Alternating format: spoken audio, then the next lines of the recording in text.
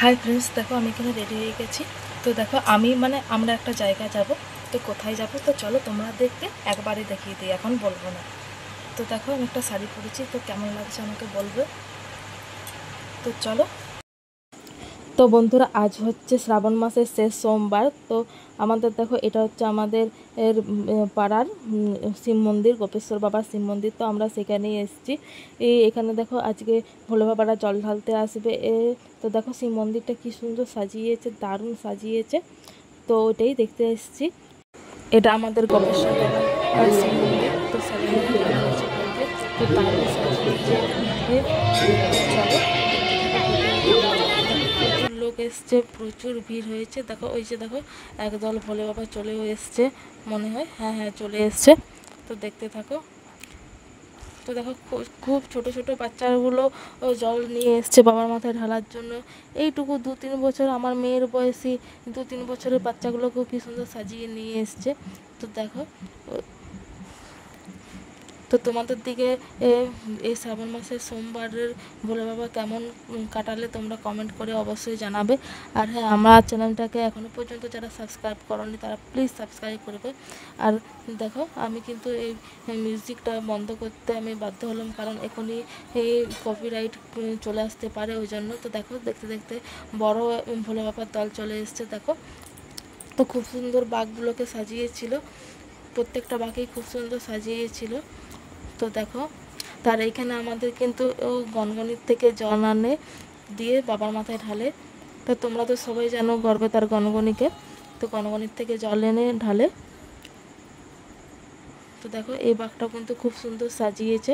তো তোমরা কমেন্ট করে জানাবে প্লিজ।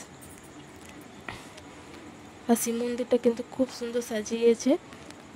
তো ভিড়ের জন্য আমি ভিতরে যেতে পারিনি, নাহলে এই ভিতরটা দেখাতাম ঘুরে। কিন্তু দেখতেই তো পাচ্ছ প্রচুর ভিড় হয়েছে, তো ওই জন্য যেতে পারিনি। তো ওই দেখো ভোলে বাবারা যাচ্ছে, মন্দিরের উপরে উঠছে। তো চলো ভিডিওটা দেখতে থাকো।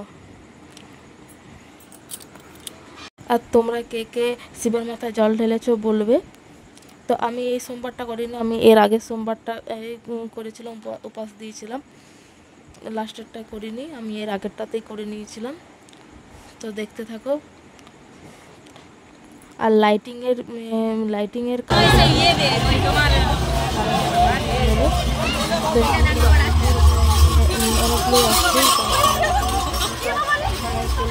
সম্ভব হবে না, আর সবগুলো যদি দিতে চাই ভিডিওটা অনেক বড় হয়ে যাবে। তো ওই জন্য সবগুলো দিতে পারলাম না। তো জনগুলো মানে মানে তো দেখো আরও একটা দল আসছে জল ঢালতে। তো দেখছো এই বাঘটাও কিন্তু খুব ভালো সাজিয়েছি। তোমাদের কেমন লাগছে অবশ্যই কিন্তু বলো।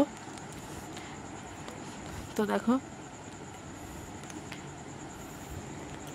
তো জানো আজকে বিকাল থেকে মেঘটা প্রচণ্ড ধরেছিল বলতে একেবারে কালো হয়ে এসেছিলো। তো আমরা ভাবতেই পারিনি আমি যে আজকে দেখতে যেতে পারবো বলে। তো যাই হোক, জল কিন্তু এখনও পর্যন্ত পড়েনি। তো রাতের দিকে কিন্তু জলটা প্রচণ্ড হয়েছিল। তো দেখো একটা বাঘ বেরিয়ে যাচ্ছে আর একটা বাঘ ঢুকলো। তো এটাই লাস্ট বাঘ, কারণ এরপর আর থাকবো না, বাড়ি যাব। কারণ রাত হয়েছে প্রায় 9:30 মতন বাজছে। খাবার করা হয়নি, খেতে দিতে হবে, খাওয়াতে হবে। তো ওষুধ খাওয়াতে হবে, আমার মেয়ের শরীরটা একটু খারাপ ছিল, তো ওই জন্য ওষুধ খাওয়াতে হবে।